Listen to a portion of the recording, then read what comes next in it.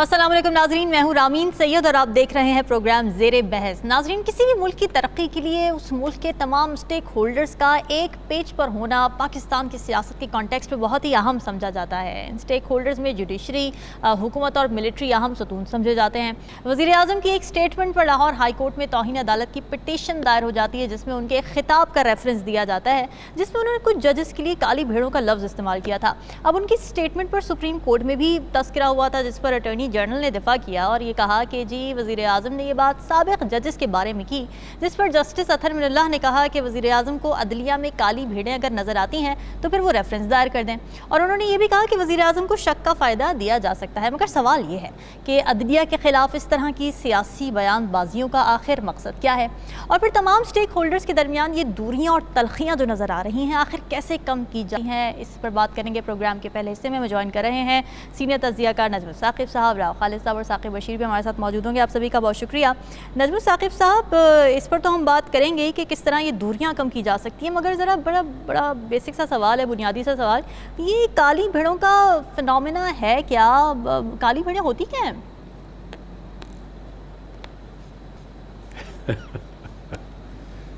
देखिए, ये असल में मैं इसको ले रहा हूँ लिटरेचर के कॉन्टेक्स्ट में, अच्छा। अदब और शायरी के कॉन्टेक्स्ट में और तारीख़ के कॉन्टेक्स्ट में। उसमें जो है ये कुछ ज़्यादा देर पहले की बात नहीं है, ये कोई तकरीबन 200 साल पहले की बात है कि पहली दफ़ा इंग्लैंड में, यूके में ये एक्सप्रेशन इस्तेमाल हुआ, और वो ये था कि चूँकि सफ़ेद भेड़ें हैं सारी, तो उसमें एक काली भेड़ जो है वो नज़र आती है। तो बड़ा तो वो जो चरवाहा था उसने कहा कि सुन लीजिए ना, उस चरवाहे ने कहा कि जी देखो, एक मेरे पास काली भेड़ है।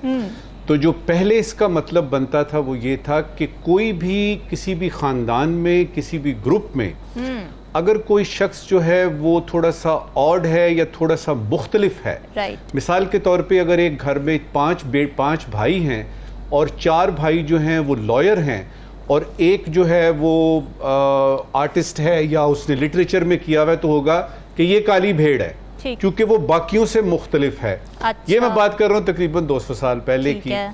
अब आते हैं उस वक्त से लेके अब तक होता ये रहा कि एक लंबा सिलसिला चलता है, और ये जो काली भेड़ का लफ्ज़ है किसी वजह से एम्बैरसमेंट के ज़ुमरे में आना शुरू हो जाता है, गलतुल आम हो जाती है बात, और काली भेड़ को समझा जाता है ये कोई बड़ी यानी गलत बात है, ये कोई ऐसी बात है जो कि अच्छी नहीं है। तो पहले तो मैंने आपको इसका बताया कॉन्टेक्स्ट। जबरदस्त। मुख्तलिफ होना इसका मतलब है, इसका मतलब ये नहीं है कि कोई बहुत ज़्यादा खराबी है या कोई बहुत ज़्यादा डिस्ट्रक्टिव या उस तरह की चीज़ है। अब लहजे से फ़र्क पड़ता है, किस तरीके से आप बात करते हैं और जिस कॉन्टेक्स्ट में आप बात करते हैं। ज़ाती तौर पे आप मुझसे पूछेंगी, मेरे ख्याल में जब आदमी वज़ीर आज़म के मनसब पे बैठता है, सदर पाकिस्तान के मनसब पे बैठता है या चीफ जस्टिस के मनसब पे बैठता है, तो ज़रा सोच समझ के बात करनी चाहिए, क्योंकि आपकी बात के कई मतलब निकल सकते हैं। मेरा थोड़ा सा इससे इख्तिलाफ इसलिए है कि वही एक चीज़ जो आप एक तरह से बता रहे हैं, अगर थोड़ा सा चेंज करके बताएंगे तो शायद मामलात दुरुस्त यानी कॉन्टेक्स्ट में, तनाजुर में नजर आएंगे। मिसाल के तौर पे आप कहते हैं कि जंग हो रही है, हाँ, या जंग है, उसके मुकाबले में मैं कहूंगा कि अमन अभी नहीं आया। ठीक है, देखिए मैं वही बात कर रहा हूँ, बिल्कुल सही। उसके बाद ये कि आप कहते हैं जी ये कितनी बड़ी प्रॉब्लम आ गई है, ये एक तो गर्मी बड़ी प्रॉब्लम है। हाँ। तो मैं क्या कहूँगा, मैं कहूँगा गर्मी एक चैलेंज है। सबसे पहले ये करना है कि अगर अदालत की बात आ रही है तो ज़रा सोच समझ के बात कीजिए कि मैं एक आदमी है जिसने लॉ किया, LLB की, उसके बाद उसने पता नहीं LLM भी किया, फिर उसने प्रैक्टिस की, कोई उसने 2-3 हज़ार केसेस लड़े, फिर वो छोटा जज बना, फिर वो हाई कोर्ट में आया, फिर वो सुप्रीम कोर्ट में आया। मेरी कितनी बिसात हो सकती है लॉ के बारे में, तो मैं जब लॉ की बात होगी तो मैं, और फिर अगर अदलिया की बात है, सुप्रीम कोर्ट की, हाई कोर्ट की, बाबा उनको हमसे ज्यादा पता है लॉ का। हाँ। अब हो क्या रहा है, जरा सी बात होती है और सीधा जज के ऊपर, भाई आप जजमेंट के ऊपर बात कर सकते हैं, जज पे आप बात किसी भी सूरत में नहीं कर सकते, और वो हो रहा है पर्सनल अटैक। 4-5 बातें, और यानी इस वक्त की आखिरी बात, 4-5 मशवरे हैं जो मैं अपने आप को दे रहा हूं, राव साहब को, आपको, और आपके यानी जरिए बाकी सबको भी। देखिए, अल्फाज का चुनाव ठीक कर लीजिए, लहजा दुरुस्त कर लीजिए, अल्फाज का चुनाव और लहजा दुरुस्त कर लीजिए, काफी सारे मसाइल इसी से हल हो जाएंगे। ठीक है। अपना अपना काम कीजिए, इदारों को चाहिए कि वो अपना काम करें, अपनी उनकी डोमेन जो स्फीयर ऑफ इन्फ्लुएंस है उसमें रह के काम करें, दूसरों पे उंगली ना उठाएं, अपनी कारकर्दगी की तरफ तवज्जो दें, कार्रवाइयां ना डालें। आखिरी दो बातें, मकसद अगर एक है, मकसद अगर एक है कि पाकिस्तान को हम सब ने मिल के बहरानों से निकालना है, सब ये क्लेम कर रहे हैं, तो मिल के बहरानों से निकालना है तो फिर मिल के तो काम करना पड़ेगा ना। फिर यह कि एक दयानतदारी का पहलू बहुत जरूरी है, हमारे मुआशरे से निकलता जा रहा है। हम ये समझते हैं, वो कहते हैं ना, deliver me from those persons who acquire self esteem by finding faults with others, कि दूसरों में हम गलतियां निकाल के अपना कद बड़ा करते हैं। ओ बाबा, अपना कद बड़ा किसी और तरीके से भी तो हो सकता है। सबसे बढ़ के और आखिरी बात इस वक्त की रामी जी, एक दूसरे को बर्दाश्त करना सीखना पड़ेगा। पेशेंस बहुत ज़रूरी, बड़ी ज़बरदस्त आपने बात की। राव खालिद साहब, जो हम तुंदो तेज़ जुमलेबाजियाँ देख रहे हैं, अब मैं तो ये जानना चाहती हूँ कि नून लीग या शहबाज शरीफ साहब को इश्यूज़ क्या हैं? अगर इशू ये है कि जी बानी तहरीक इंसाफ को रिलीफ मिल रहा है, तो फिर रिलीफ तो बहुत सारी जगहों पर बहुत बड़े बड़े रिलीफ मिले, नवाज शरीफ साहब को भी हाल ही की बातें ज़्यादा दूर ना जाएँ। मसला ये है कि हम काफ़ी इस पर डिस्कशन पहले भी कर चुके हैं। 6 जजों के ख़त से जो मामला शुरू हुआ, मैं उस दिन से कह रहा हूँ, कोई बंदा है जो नहीं चाहता मामला ठीक हो, कोई बंदा है जो शरारत करता है, कोई बंदा है जो मामला को ख़राब करता है। जो मामला घर के अंदर तय होने वाला था, उसको तारड़ साहब जो हमारे वज़ीर कानून हैं, उन्होंने उस पर पूरी प्रेस कॉन्फ्रेंस कर डाली 6 जजों के ख़त के ऊपर, और साथ अटॉर्नी जनरल साहब को बिठाया, अगर आपको याद हो, फौरी तौर पर। और जिस किस्म की उन्होंने उसमें धमकियाँ लगाने की कोशिश की, या बिटवीन द लाइंस बताने की कोशिश की, डिसिप्लिनरी एक्शन की बात की, सारा कुछ। तो बात यह है कि मामला, लॉ मिनिस्टर का काम है मामले को सुलझाना, मामला फहमी, वो मेन बंदे हैं इस सारे मामले में। जब भी जुडिशरी के इश्यूज होते हैं, अटॉर्नी जनरल और लॉ मिनिस्टर जो है उसमें बड़ा इंपॉर्टेंट रोल प्ले करते हैं। अगर वही गड़बड़ कर रहे हैं या वही खराबी पैदा करने की कोशिश कर रहे हैं, तो फिर मामला सुलझेगा कैसे? मुझे कभी कभी लगता है कि जानबूझ के इन चीज़ों को ख़राब किया जा रहा है। देखिए, सियासी मुज़ाकरात जो है ना, वो सूरत हाल की बेहतरी का बायस बन सकते हैं। भले इमरान खान साहब कहते रहे कि उन्होंने इस्टेब्लिशमेंट से बात करनी है, फ़ौज से बात करनी है, लेकिन जब तक पॉलिटिकल लोगों के दरमियान मुज़ाकरात नहीं होंगे, एक पार्टी अगर फ़ौज से बात करेगी तो दूसरी तरफ जाके खड़ी हो जाएगी, तीसरी तरफ जाके खड़ी हो जाएगी। पॉलिटिकल स्टेक होल्डर्स जब तक आपस में बैठ के मामलात, रूल ऑफ बिजनेस तय नहीं करेंगे, अपना कवायद तय नहीं करेंगे, अपनी लिमिट्स तय नहीं करेंगे। चार्टर ऑफ डेमोक्रेसी था, लेकिन उसको किसी ने नहीं माना, इतराफ़ जुर्म भी किया, लेकिन उस पर फिर अमल नहीं किया। तो इस किस्म की चीज़ें, इस किस्म की चीज़ कोई होगी जिस पे अमल भी किया जाए, फिर मामला ठीक हो सकते हैं। लेकिन सरे-दस उसका इम्कान नज़र नहीं आता। क्यों नज़र नहीं आता? एक तरफ दावत दी जाती है मुज़ाकरात की, और दूसरी तरफ इस किस्म की बातें की जाती हैं कि अगर रिलीफ मिल रहा है तो क्यों मिल रहा है, और उधर उनके सेक्रेटेरिएट पे हमला कर दो, उसको बर्बाद कर दो, नए केसेस बनाने शुरू कर दिए हैं, नई नई चीज़ें निकाली जा रही हैं। तो मसला ये है कि कोई, हम जो सूरत हाल ओवरऑल हम देख रहे हैं उसमें मुझे तो कम होता नज़र नहीं आ रहा। हम जितनी मर्जी खुशगुबानी का शिकार हो, मैं भी उस खुशगुबानी का शिकार हूँ, लेकिन एक तारीख होती है इवेंट्स की जो हम देखते आ रहे हैं पाकिस्तान में जिस तरह से होते हैं, उसकी बुनियाद पे आप असेस करते हैं कि ये क्यों, ये चीज़ें जो हो रही हैं इसका नतीजा क्या निकल सकता है पॉसिबल, और क्या निकला। हमेशा जो निकला है नतीजा वो वही था जो अब हम खदशा जाहिर कर रहे हैं। ये कन्फ्रंटेशन बढ़ती है, उसमें या वज़ीर आज़म जाता है या चीफ जस्टिस जाता है, या फिर इंटरवेंशन होती है, इमरजेंसी लगती है, या देख रहे हैं इनके रूट कॉजेज हैं। ये कोई इस वक्त जी बड़ी वो बहस आज, हाँ जी, बड़ी बहस आजकल चल रही है, वो कंपैरिजन की 71 का और आज का सारा। तो उसमें एक, हम जब तारीख पढ़ते थे, जब हम तारीख पढ़ते थे, उसमें जो भी मुगलों के ज़वाल के असबाब जब हम पढ़ते थे, से एक मिसाल के तौर पे, तो उसमें दो चीज़ें होती थी। एक होते थे तारीखी असबाब, एक होते थे फौरी वजूहात। ठीक है। एक बिल्डअप होता है चीज़ों का, पाइल अप होती हैं, करते करते करते वो एक ऐसी नहज पे आती है जहाँ पे उसको एक्सप्लॉइट करने वाले फिर एलिमेंट्स आ जाते हैं। सिमत ठीक करनी चाहिए जी। बिल्कुल ठीक है। साकिब, आपको क्या लगता है कैसे ये तलखियाँ कम होंगी और किसको इनिशिएटिव लेना पड़ेगा? एक तो मेरा ख्याल है कि इसका थोड़ा सा बैकग्राउंड हमें देखना पड़ेगा कि ये तल्खियां कहाँ से हुई हैं। खासतौर पर ये मामला जो है वो 25 मार्च के उस खत से ही बुनियादी तौर पर शुरू हुआ था जो इस्लामाबाद हाई कोर्ट के 6 जजेस ने लिखा था। फिर उसकी ये कंटिन्यूटी है कि एक तरफ से अगर कोई बड़ा फैसला आता है, कोई ऑर्डर आता है, किसी हायर अथॉरिटी को जो है वो अदालतें बुलाती हैं, तो दूसरी तरफ से उसका जो है बाकायदा तौर पर जवाब दिया जाता है, वो प्रेस कॉन्फ्रेंस के जरिए हो, किसी बयान की जरिए हो या किसी वजाहत के जरिए हो। तो रिसेंटली जो हुआ है ये बड़ा इम्पोर्टेंट है, इसीलिए जो सुप्रीम कोर्ट है उसने उसको नजरअंदाज नहीं किया। इनिशियली नजरअंदाज नहीं किया। ये 28 मई की तकरीब थी लाहौर में, जहाँ पे शहबाज शरीफ साहब, वज़ीर-ए-आज़म शहबाज शरीफ साहब ने इस हवाले से बात की थी और वो बात का जो रब्त है वो बड़ा इम्पोर्टेंट है। तो इसका मतलब ये हुआ कि वक्त लाहौर से लेकर इस्लामाबाद तक और जो मातहत अदालतें हैं, ज़िली अदालतें हैं, हाई कोर्ट्स हैं या सुप्रीम कोर्ट्स हैं, हर जगह पे इस वक्त एक ही पॉलिटिकल पार्टी के केसेस हैं, एक ही पार्टी की लीडरशिप के केसेस हैं। किसी और मतलब मुस्लिम लीग नून की पार्टी का तो कोई केस नहीं है। इसी तरह पीपल्स पार्टी है या कोई बाकी जो हुक्मरान इत्तेहाद में जमातें हैं, उनमें से किसी का कोई केस नहीं है। तो एक ही पॉलिटिकल पार्टी के हाई प्रोफाइल केसेस लगे हुए हैं। तो उनको जो सुप्रीम कोर्ट है उसमें दो बातें हुई। एक तो जस्टिस जमाल खान मंदोखेल और जस्टिस अतर मिनल्ला, उन्होंने इस चीज को बाकायदा तौर पर उठाया और इस पे बात की। अब जस्टिस जमाल खान मंदोखेल ने बड़ी बात की। उन्होंने कहा कि होता ये है कि कभी एक पार्टी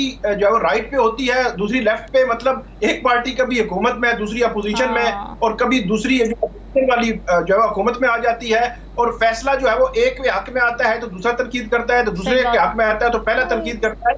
तो उन्होंने कैटेगोरिकली अटॉर्नी जनरल को कहा कि ये बताया जाए, कि हमें बताया जाए कि ये किस हवाले से उन्होंने बात की है। फिर जस्टिस अतर मिनल्ला ने भी यही बात की और उन्होंने कहा कि अगर वज़ीर-ए-आज़म की हुकूमत ये समझती है कि कोई ऐसा मामला है तो वो डायरेक्टली जजेस के खिलाफ। बिल्कुल ये बात ठीक है साकिब कि जुमलेबाजियां नहीं होनी चाहिए। अगर कहीं पे कोई रेजिडेंस, कोई डाउट्स हैं तो प्रॉपर तरीक़ेकार उसको इख्तियार किया जाए, ड्यू प्रोसेस फॉलो किया जाए और रेफरेंस फाइल कर दिया जाए, जैसे कि जस्टिस अतर मिनल्ला ने भी फरमाया। यहाँ लेते एक ब्रेक, स्टे विद अस।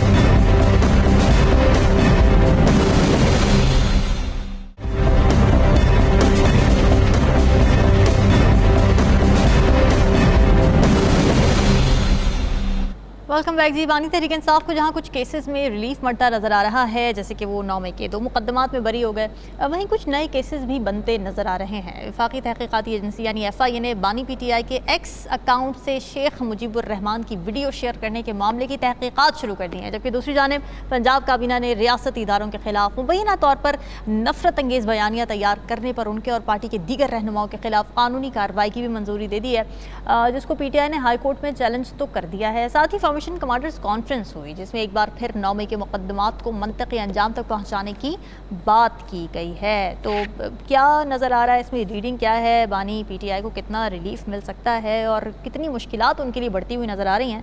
राव खालिद साहब, जो नए केसेस बन रहे हैं इनमें मेरिट नज़र आ रहा है आपको?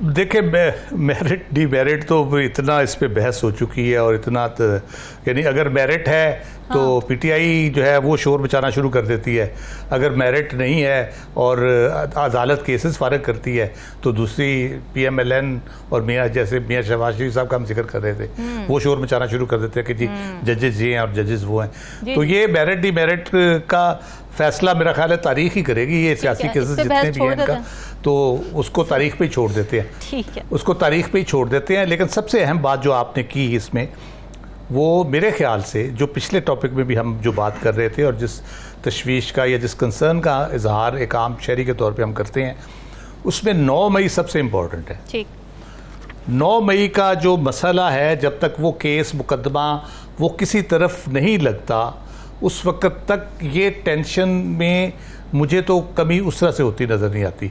उसका प्रॉपर ट्रायल हो के प्रॉपर जो लोग मुलव्वस है उसमें उनकी सज़ा के बारे में फ़ैसला किया जाए, उस दिन जो कुछ भी हुआ उस पर आप ये कह सकते हैं कि जी इसने किया या उसने किया या इस तरह हुआ या उस तरह हुआ, लेकिन वो वाकया तारीख में आपकी मौजूद है। मामला क्यों किसी मंतकी अंजाम तक नहीं पहुंच पा रहे हैं? जी यही अगली बात मैं यही करने वाला था कि अगर 9 मई के केसेस में अगर आज भी आप देखें तो जज साहब ने कहा है कि जी सबूत ही मौजूद नहीं, इसलिए मैं फर्क कर रहा हूँ उस तरह, तो फिर ये बड़ी जग हंसाई का बायस ये चीज़ बन रही है कि जब अगर केसेस बहुत सीरियस मसला है उसको क्यों संजीदगी से नहीं लिया जा रहा, जो भी प्रोसिक्यूटर है, जो भी लोग हैं, जो भी उसमें एविडेंस लेके आ रहे हैं, वो क्यों उस संजीदगी से नहीं करे। जितना बड़ा ये सानिया हुआ है उसको शायद वकीलों को इदराक नहीं हो रहा या प्रोसिक्यूशन को इदराक नहीं हो रहा कि वो कौन सा केस लड़ रहे हैं और किस तरह से लड़ रहे हैं, जिसने पाकिस्तान की पूरी सियासी तारीख को एक तरह से हिला के रख दिया है, पूरे मुल्क को हिला के रख दिया है, तो उसको क्यों नहीं उस चीज़ का इदराक हो रहा। तो ये एक ऐसी चीज़ है जिसके ऊपर मेरा ख्याल है जितनी जल्दी, जितनी अच्छे तरीके से, जितनी ट्रांसपेरेंसी के साथ ये मामला हल हो जाए, उसमें सुप्रीम कोर्ट का रोल भी है, क्योंकि सुप्रीम कोर्ट मिलिट्री कोर्ट्स के हवाले से वहाँ केस पेंडिंग है, उस पर भी जितनी जल्दी फैसला हो जाए मेरा ख्याल है तो ये ज़रा आसानी हो जाएगी। ठीक है। दूसरी बात जो है वो सियासी मुखालफीन जो आपस में एक दूसरे के साथ हमारी तारीख है एक जो करते चले आ रहे हैं, वो कभी एक गद्दार होता है, कभी दूसरा गद्दार हो जाता है, कभी एक मुल्क को नुकसान पहुंचाने का लूट के खा गया होता है, कभी दूसरा लूट के खा गया होता है। तो ये जो पिंग पोंग चल रही है पॉलिटिशियंस के दरमियान, इसको भी किसी किनारे लगना चाहिए, क्योंकि इससे मामला जो है ना वो साल 2 साल तो हुकूमत चलती है, उसके बाद फिर वहीं के वहीं हम आके खड़े हो जाते हैं, फिर वही मसाइल शुरू हो जाते हैं, फिर वो उसको कहता है तुम उसकी गोद में बैठे थे, तुम उसके कंधे पे चढ़ के आए थे, तुम्हारे फलां की फेवर ना होती तो इस तरह ना होता, फलां की फेवर ना होती इस तरह होता। पाकिस्तान की हिस्ट्री सिकंदर मिर्जा से लेके अब तक यही रही है और इसी किस्म के इल्ज़ामात से भरी पड़ी है, इसी किस्म के लीडरान से भरी पड़ी है जिनके बारे में बार बार वही रिपीट होते हैं इल्ज़ामात। तो क्या सियासतदानों की जिम्मेदारी नहीं है कि 70 साल के बाद ये सारी चीज़ें होने के बाद उनको ये इदराक होना चाहिए कि हम थोड़ा सा अपने आप को इम्प्रूव करें, बेहतर करें, लोगों की नज़रों में बेहतर करें, मुल्क में जमहूरियत के हवाले से कोई खिदमत करें, मुल्क के निज़ाम को बेहतर बनाने में कोई मदद करें, मुल्क को आगे चलाने में कोई मदद करें। हर दफ़ा घूम घुमा के एस्टेब्लिशमेंट को इम्तिहान में डाल देते हैं, कोई ना कोई मसला खड़ा करके, कभी जुडिशरी इम्तिहान में होती है, कभी एस्टेब्लिशमेंट इम्तिहान में होती है, ये 2-4 साल जेल में रह के या 10 साल बाहर रह के फिर मौजे करने आ जाते हैं। तो मसला ये है कि मुल्क के बारे में किसने सोचना है, अवाम के बारे में किसने सोचना है। आपने अपने 2 साल 4 साल जेल में या जेल से बाहर या मुल्क से बाहर वो सोचने हैं, हुकूमत के 4 साल सोचने हैं, या मुल्क और अवाम का भी सोचना है। तो जो ओवरऑल मुल्क की सूरत हाल है, इकॉनमी की सूरत हाल हम इतनी दफ़ा डिस्कस कर चुके हैं, जो इधर जो मसाइल पैदा हो रहे हैं और बढ़ते चले जा रहे हैं, कम नहीं हो रहे। अगर तो कम हो रहे होते, कोई रिलीफ मिल रहा होता, चलो लड़ते रहें जी, आप कहते रहें, जो बयान देने आप देते रहें, लेकिन इधर कोई रिलीफ नहीं मिल रहा और उधर से आप ऐसे नए नए कवानीन बना के, नए नए हथकंडे इस्तेमाल करके एक दूसरे का गला दबाने की कोशिश करें, एक दूसरे का गला घोटने की कोशिश करें। कभी जमात में पाबंदियों की बात होती है, कभी गद्दारी के मुकदमात की बात होती है। तो मेरा ख्याल है कि होश के नाखुन लेने चाहिए। अब टाइम उतना नहीं है कि आप 5-10 साल और इस तरह चला सके, ये चंद महीनों की बात है। अगर मामला ठीक नहीं होंगे, आप सब लोगों को भुगतना पड़ेगा। अवाम तो बेचारी 70 साल से भुगत रही है, अब आपको भी भुगतना पड़ेगा। ठीक है। नजमुल साकिब साहब, आप क्या देख रहे हैं पीटीआई का मुस्तकबिल, या अगर बानी तहरीक इंसाफ के खुसूसी तौर पर बात की जाए, जिस तरह से नए नए केसेस सामने आ रहे हैं। ख्वाजा आसिफ साहब की आज स्टेटमेंट में देख रही थी, वो कह रहे थे कि जी अगर पीटीआई चाहती है कि हंगामा आराई या उनके खिलाफ जो कशीदगी है वो कम हो, तो इमरान खान साहब को अपना खामोश रहना पड़ेगा, ज़ुबान बंद रखनी पड़ेगी। ये स्टेटमेंट आई है उनकी आज। देखिए, ये जो उन्होंने ज़ुबान बंदी की बात की है, ये उनका मतमा नज़र है, उनका ख्याल है। मेरे पास भी एक छोटा सा मशवरा है पीटीआई के लिए, बहुत छोटा सा।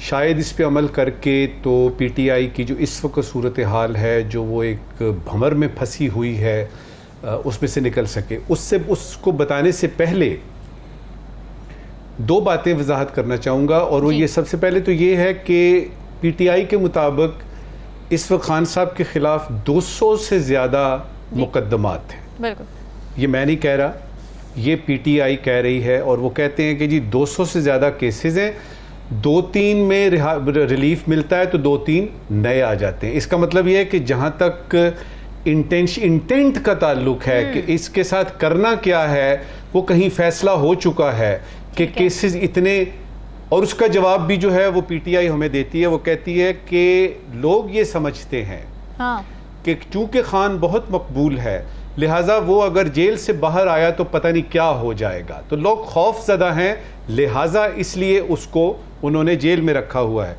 मेरा थोड़ा सा मुख्तलिफ पॉइंट ऑफ व्यू इससे इस तरह से है कि मैं जब खान साहब को देखता हूं तो मुझे तो खान साहब और पीटीआई एक ही चीज नजर आते हैं। ठीक है। पीटीआई के से जरा खान साहब को अलहदा करके तो देखिए, आपको कुछ भी नजर नहीं आएगा। तो सबसे पहले तो ये है कि इस वक्त खान साहब जेल में नहीं है, पूरी की पूरी पीटीआई जेल में है। अच्छा, अगर खान साहब का मतलब पीटीआई है और पीटीआई का मतलब खान साहब है, तो फिर तो ये पार्टी भी जेल में है और वो खुद भी जेल में है। दूसरा एंगल उसका ये बनता है कि कुछ मुझे लगता है खान साहब के कोलंबस हैं, आपको पता है ना, अमेरिका दरियाफ्त किया था उसने। बहुत सारे उनके अपने लोग पार्टी में से उनको हर रोज एक नए तरीके से दरियाफ्त करने में लगे हुए हैं। हालांकि वो बड़ा सिंपल सा आदमी है, उसने जो कुछ भी आज तक बताया है बड़े साफ साफ अल्फाज में, आप उससे इख्तिलाफ करें या उससे इज्तनाब करें या उसको माने, लेकिन उनकी बात सादा होती है। इधर क्या हो रहा है, जो बाहर लोग हैं खासतौर पे उनके, वो उसको इतना कॉम्प्लिकेट कर देते हैं कि समझ नहीं आती इमरान खान साहब क्या कह रहे हैं। तो ये जो कोलंबस है ना इमरान खान के, इन्होंने भी थोड़ा सा कड़मास डाला हुआ है। ठीक है। अच्छा, ये जो है कि इसका मुस्तकबिल क्या होगा। देखिए, एक राव साहब ने 9 मई की बात की है और कुछ चीजें जो हैं वो शुरू ही उधर से होती हैं और वो बड़ा संजीदा मामला है और पीटीआई को अभी तक ये समझ नहीं आ रही कि ये कितना संजीदा मामला है। वो इसकी संजीदगी को मानने से इनकारी हैं, पहले तो इसको समझना पड़ेगा। कल ही जो मुलाकात हुई है, यानी जो फॉर्मेशन कमांडर्स और कोर कमांडर्स ने मिलकर कहा है, उनमें 9 मई का दोबारा से इयादा किया गया है और उसमें 4 कैटेगरीज को दोबारा दोहराया गया है। अच्छा। Planners, perpetrators, abettors and facilitators. वो जिन्होंने 9 मई प्लान किया, वो जिन्होंने बीच में जाके शिरकत की, वो जिन्होंने अबेट किया यानी पीछे देख के शह दी, या वो जिन्होंने फैसिलिटेट किया, ये चारों किस्म के लोगों का दोबारा से उसमें जिक्र किया गया है। इसका मतलब है कि वो संजीदगी को रीइटरेट किया जा रहा है। मुस्तकबिल खान साहब का आखिरी बात जी, अगर आप 9 मई का देखें और ये कल वाली बात देखें, खान साहब का मुसलसल जेल में रहना देखें, 200 से ज़्यादा केसेस देखें, तो मुझे तो मुस्तकबिल जो है वो साफ नज़र आ रहा है, बताने की ज़रूरत नहीं है। मैंने वो मशवरे की बात की थी ना कि पीटीआई को और खान साहब को, मेरी औकात भी साथ नहीं है कि मैं खान साहब को या उनकी पीटीआई को यानी मशवरा दे सकूं, लेकिन 2 लफ्ज़ उनके लिए छोड़ के जा रहा हूं। एक लफ्ज़ है मसलहत, इसका मतलब समझिए, और दूसरा है मसालहत, इसका मतलब समझिए, और आपको इस दायरे में से निकलने का एक रास्ता नजर आएगा, मसलहत और मसालहत। ठीक है साकिब, एफआईए के केस के हवाले से थोड़ी मैं आपसे बात करना चाह रही हूँ। बानी पीटीआई तो लाताल्लुक़ हैं इस बात से। अली मोहम्मद खान साहब ये फरमा रहे हैं कि उनका जो अकाउंट है वो बैरून मुल्क से ऑपरेट होता है, उनको इल्म नहीं था कि वो वीडियो वहाँ पे चली गई, और अब जो भी चीज़ उस पर अपलोड होगी वो खान साहब की मर्ज़ी से अपलोड होगी, ये भी स्टेटमेंट सामने आ गई है। तो ये क्या मामला है इस वक्त? एक तो जो बानी पीटीआई का अकाउंट है, इससे कबल भी उनसे ट्वीट्स भी आते रहे हैं और पीटीआई बहुत सारे जो अपने बयानिए को प्रमोट भी करती रही है। अब पहली दफा ये ऐसे हुआ है कि पीटीआई ने उस पोस्ट को जो बानी पीटीआई है उनके हवाले से डिसओन किया है। ये बहुत ही एक्स्ट्राऑर्डिनरी। शायद ऐसे लगता है कि विद इन पार्टी कहीं ना कहीं इस चीज को महसूस किया गया है कि कोई गलती हो गई है उनसे, और उस गलती के मुदावे के लिए मेरा ख्याल है अब मामला उन लोगों पे डाल रहे हैं जो पीटीआई के सोशल मीडिया के साथ मुंसलिक हैं और वो बैरून मुल्क बैठे हुए हैं। अच्छा। और वो कह रहे हैं कि ये जो पोस्ट है, ये जो इमरान खान साहब हैं उनकी मर्जी या उनकी इजाजत से नहीं हुई। अच्छा, इसमें भी पीटीआई के अंदर तो बात हो रही है, जो मुख्तलिफ रहनुमा है मुख्तलिफ बात कर रहे हैं, लेकिन उनके तर्जुमान ने कैटेगोरिकली कहा कि उनके इल्म में नहीं था। तो अगर वो एफआईए की मौजूदा जो इंक्वायरी है उससे और जो तहकीकात है जो इस केस से अगर वो बचना चाहते हैं या बच सकते हैं, तो मेरा ये ख्याल है कि अगर वो डिसओन कर देंगे कि उनको पता नहीं था, उनकी मर्जी शामिल नहीं थी, तो हो सकता है मेरा ख्याल है कुछ बचत हो जाए। लेकिन अगर वो इस बात पे आए कि नहीं हमने किया, मैंने किया और मेरी मर्जी से हुआ है, तो फिर डेफिनेटली ये चीजें आगे बढ़ेगी। इससे कबल पंजाब हुकूमत की जानिब से एक मंजूरी दी गई तकरीबन 8 से 10 रोज कबल कि वो भी कोई केस जो है वो बयानात उन्होंने कुछ दिए हैं जो मीडिया के सामने वहाँ अडयाला जेल में, तो उन बयानात की बुनियाद पर कोई जो है वो केस बनाने लगे हैं, वो एक अलग मामला है।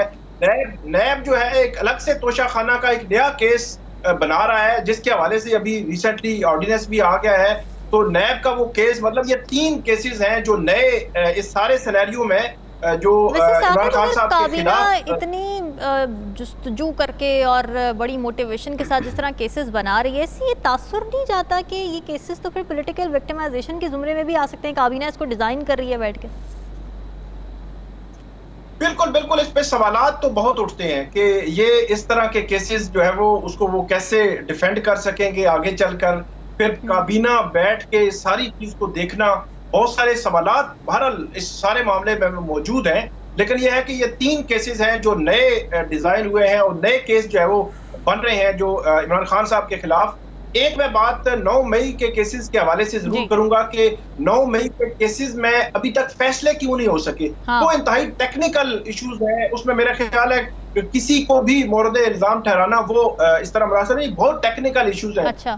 एक सिंपल सा मैं आपको एग्जांपल देता हूं कि किसी एक केस में अगर जो है वो मुल्जम 4 मुल्जम हो, 10 गवाह हो, तो उस केस को हल होते हुए भी सवा साल जो है वो लग जाता है, 8-10 माह जो है वो तकरीबन कम से कम लग जाते हैं। तो यहाँ मसला ये है कि लाहौर में भी जो 9 मई के केसेस हैं या रावलपिंडी में जो केसेस हैं, उन सारे केसेस की मैंने डिटेल्स निकलवाई है। इस वक्त 12 केसेस हैं, 13 केसेस हैं जो रावलपिंडी के हैं, जिनमें 1 अटक के हैं और 12 रावलपिंडी के हैं। उन केसेस में तकरीबन 900 मुल्जमान है। तो 900 मुल्जमान, और जहां तक मैंने आपको एग्जांपल दी कि अगर 4 मुल्जिम हो, 10-12 गवाह हो तो उसमें इतना टाइम लग जाता है, तो यहाँ 900 मुल्जमान है। ठीक है, डिस्कशन का सिलसिला जारी है, वक्त पर ब्रेक का, स्टे विद अस।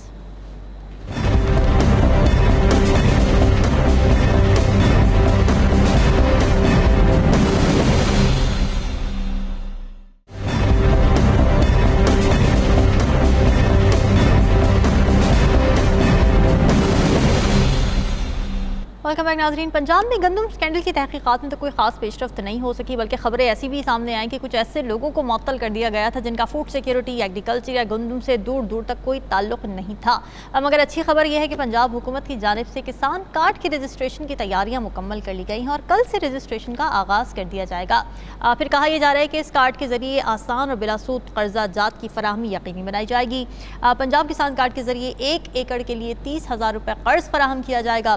फिर स्कीम के लिए 1 एकड़ से 12.5 एकड़ ज़मीन रखने वाले काश्तकार अहल होंगे और किसान कार्ड के जरिए खाद और बीज की खरीदारी मुकर्रर करदा कीमतों पर यकीनी होगी।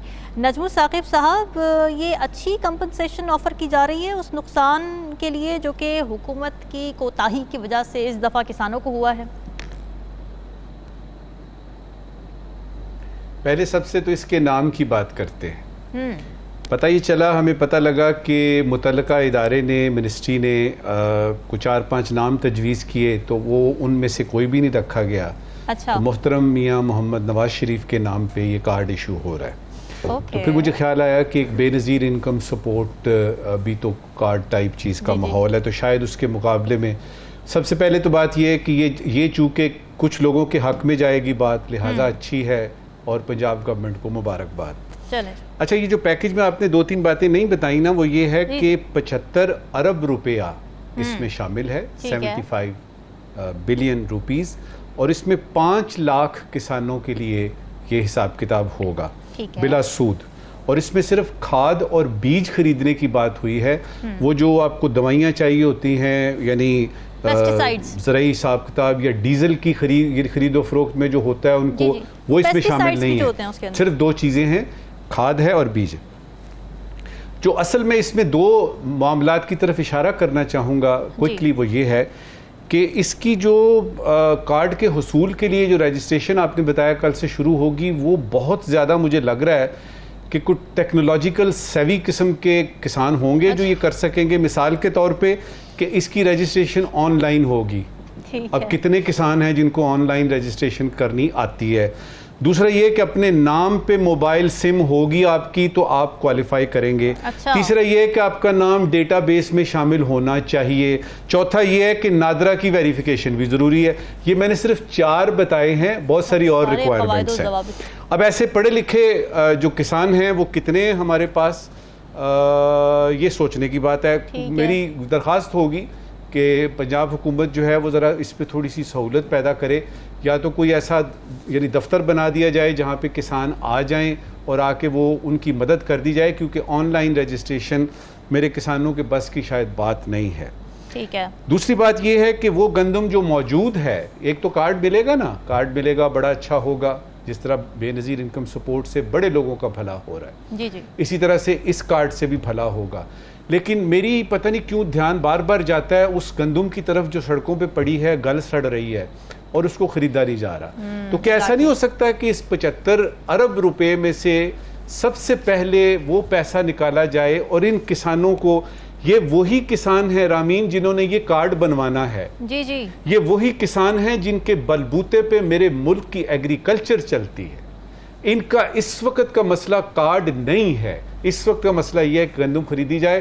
तो पंजाब गवर्नमेंट ने जो इतने आसान इकदाम कर रही है और उनको सलाम पेश करने को दिल चाहता है, क्योंकि इंटेंट अच्छी है। अब यह कि उसको करके भी दिखाना है, लेकिन ये है कि कार्ड बनाने से पहले अगर ये गंदम खरीद लेते हैं, क्योंकि कुछ अरसे बाद तो बिल्कुल ही रद्दी हो जाएगी ये, तो गुजारिश ये करनी है कि कार्ड भी बनवाइए और ये जो गंदम है इसको भी खरीद लें। ठीक है। राव खालिद साहब, हम तो ये सुन रहे थे कि पंजाब हुकूमत के पास पैसे नहीं है किसानों को देने के लिए, इस वजह से वो गंदम नहीं खरीद रहे, लेकिन ये 75 अरब रुपए के किसान कार्ड आने जा रहे हैं।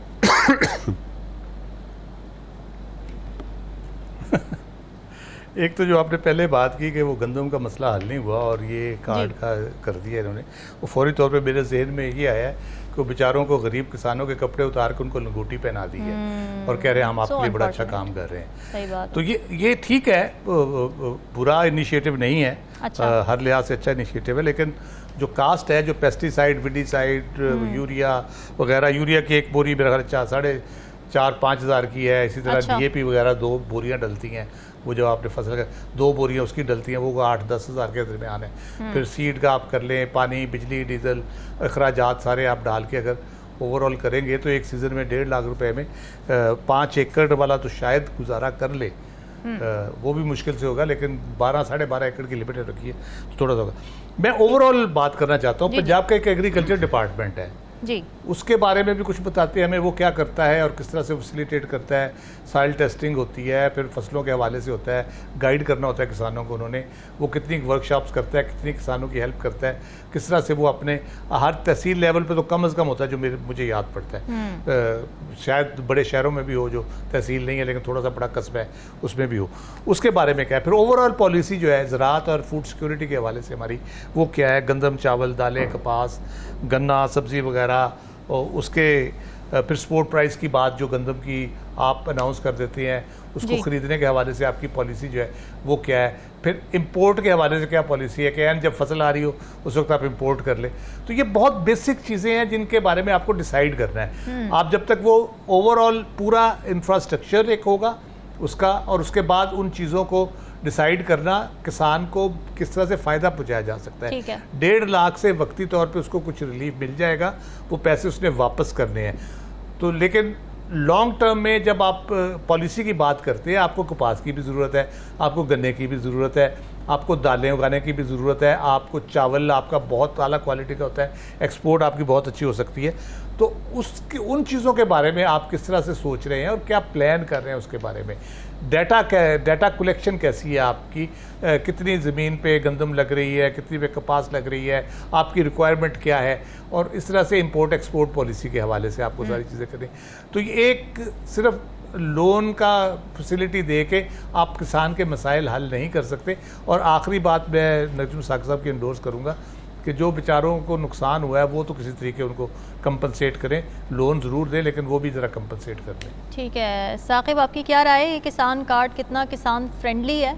और दूसरी बात ये कि जिस तरह से पंजाब हुकूमत ने डील किया है गंदम स्कैंडल को भी, ज़ाहिर है कल भी ये खबरें सामने आई कि एक ऐसे अफसर को मुअत्तल कर दिया था जिसका कोई ताल्लुक़ ही नहीं था इस चीज़ से, तो ये तो जान छुड़ाने वाली बात है।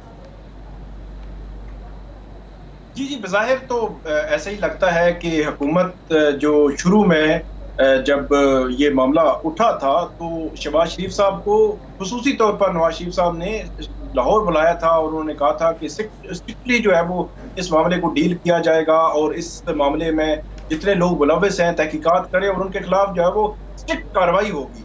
ये बात उन्होंने की और उसके 3 दिन का टाइम दिया गया था। वो 3 दिनों में इंक्वायरी रिपोर्ट आनी थी, वो आते आते आते पता नहीं कहाँ रह गई। तो ये एक शायद ऐसा लगा है कि जो हुकूमत वक्त है उसने ये सोचा हो कि ये मिट्टी पाओ प्रोग्राम रखते हैं, क्योंकि शुरू अभी हुकूमत ने काम करना शुरू किया है तो मुश्किलात कहीं बढ़ ना जाए, क्योंकि बहुत सारे महाज उनके लिए पहले ही खुले हुए हैं। तो इसलिए इस महाज को उन्होंने खोला नहीं है। उन्होंने कहा कि ये बर्डन जो किसान है वो पास में जो कुछ हुआ, लेकिन अभी भी जो बर्डन है वो किसानों पे आ रहा है। एक चीज मैं और यहाँ पे मेंशन करना चाहूंगा जो नजमो साकिब साहब ने की कि ये जो तरीकाकार इन्होंने बनाया है मेरा ख्याल है काफी लेंथी है, काफी मुश्किल है।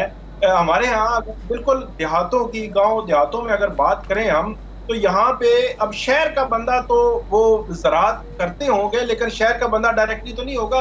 गाँव देहातों में इस किस्म के होते हैं जो किसान हैं जिन्होंने इस फैसिलिटी से जो है वो बेनिफिट लेना है, तो उनको उनके पास रजिस्ट्रेशन का इस तरह का निज़ाम और इस तरह का जो स्ट्रक्चर है, मेरा ख्याल है ये बेहतर होता कि गवर्नमेंट खुद जो है वो इस किस्म की फैसिलिटेट करती कि गांव विलेज तक जो है वो वहाँ ऐसी वैन जाती, लोगों की रजिस्ट्रेशन कर लेती, जिनको कोई अगर हेल्प चाहिए कि वो। अब इन्होंने लिखा है कि जो पंजाब लैंड रेवेन्यू अथॉरिटी है उसमें आपकी जो रजिस्ट्रेशन है वो लाजमी हो, उसके बाद आप जो है वो ये अप्लाई कर सकते हैं। फिर उसके बाद ऑनलाइन रजिस्ट्रेशन, ऑनलाइन सारा स्ट्रक्चर, डेफिनेटली ठीक है, अच्छी बात है, शफाफ चीजें होनी चाहिए, सारी एक डाटा जो है वो कलेक्शन होनी चाहिए। दूसरी तरफ जो है वो मेरा ख्याल है किसानों की वो इतने बहुत ज्यादा पढ़े लिखे नहीं होते कि आप उनको इस तरह करेंगे तो वो सारे फैसिलिटेट हो जाएंगे और वो रजिस्ट्रेशन करवा लेंगे। इस हवाले से पंजाब हुकूमत को जरूर देखना चाहिए। फिर उनको 6 माह में ये कर्ज जो है वो वापस भी करना है। मेरा ये ख्याल है कि हमारे यहाँ ये भी एक ये जो मौसम की तब्दीलियां होती हैं, बहुत सारे फैक्टर्स इन्वॉल्व हो जाते हैं, तो ये जो किसान है वो मेरे ख्याल में 6 माह टाइम कम है, 1 साल कर दिया जाए या थोड़ा सा बढ़ा दिया जाए ताकि वो उसको अच्छे तरीके से वो आसानी से वो जो है वो इसको वापस जो है वो कर सके। तो ये 2-3 चीजें हैं, मेरे ख्याल में पंजाब हुकूमत को इसको देखना चाहिए और फैसिलिटेशन के लिए मजीद थोड़ी सी कुछ ना कुछ काम उनको करने की जरूरत है। ठीक है। और साकिब, ये जो नून लीग की ज़ाहिर बात की जाती है कि ये बिज़नेस क्लास को तो फैसिलिटेट करती है लेकिन किसानों के मसाइल उस तरह से हल नहीं कर पाती, तो आपको लगता है ये इनिशिएटिव इसलिए भी उनके लिए ज़रूरी है कि शायद उनकी ये साख तब्दील हो सके? नहीं, बिल्कुल। अभी रिसेंटली देखें कि जब किसान जो गंदम का मामला था कि गंदम पंजाब खरीद नहीं रहा किसान से और किसान सड़कों पे थे, एहतजाज में थे, तो उस वक्त हुकूमत वक्त जो पंजाब की हुकूमत है उसने एक तरफ वो अभी तक गंदम खरीदने का फैसला नहीं हो रहा था, तो साथ ही उन्होंने ये फिर जो ऐलान किया कि हम जो है वो किसानों के लिए और बहुत सारी सहूलियात ला रहे हैं, किसान कार्ड होगा और इस किस्म की चीजें। तो वो जो परसेप्शन है वो बुनियादी तौर पर तब्दील करने की ही कोशिश है। नजमो साकिब साहब, आज क्या सवालात लेकर आए हैं नाज़रीन के लिए? जी शुक्रिया रामीन। देखिए, साबिक अमरीकी सदर डोनाल्ड ट्रंप, इन पर तमाम 34 के 34 इल्ज़ामात जो हैं वो साबित हो गए हैं सज़ा। तारीख़ में पहली मर्तबा अमेरिका के किसी साबिक सदर को इस तरह की कोई क्रिमिनल केस में सज़ा की बात हो रही है। ज़रूरी सवाल ये है कि ये सारे केसेस, ये सारे इल्ज़ामात इक़्तिदार से हटने के बाद ही क्यों आते हैं, और ये कि ट्रंप अगर दोबारा सदर बन गए इस साल के इलेक्शन में तो क्या ये सज़ा कायम रहेगी कि नहीं रहेगी? ठीक है, बड़ा अहम सवाल है। आज का गैर ज़रूरी सवाल, खबर मिली है कि जिन जिन इलाकों में बिजली चोरी हो रही है, मैं पाकिस्तान की बात कर रहा हूँ, जी, खबर मिली है कि जिन जिन इलाकों में बिजली चोरी होती है उन इलाकों में लोड शेडिंग जारी रहेगी। मतलब क्या हुआ कि चोरी कहाँ हो रही है पता है, चोर कौन है पता है। गैर जरूरी सवाल ये कि अगर आपको चोरों का पता है और आप उनको पकड़ने की बजाय उनके साथ लुकन छुपाई खेल रहे हैं तो सलीस उर्दू में इस सूरत हाल को क्या कहते हैं? बिल्कुल ठीक है नाज़रीन, ये सवाल आपके लिए छोड़ के जा रहे हैं, फीडबैक जरूर दीजिएगा। इजाज़त, अल्लाह हाफ़िज़।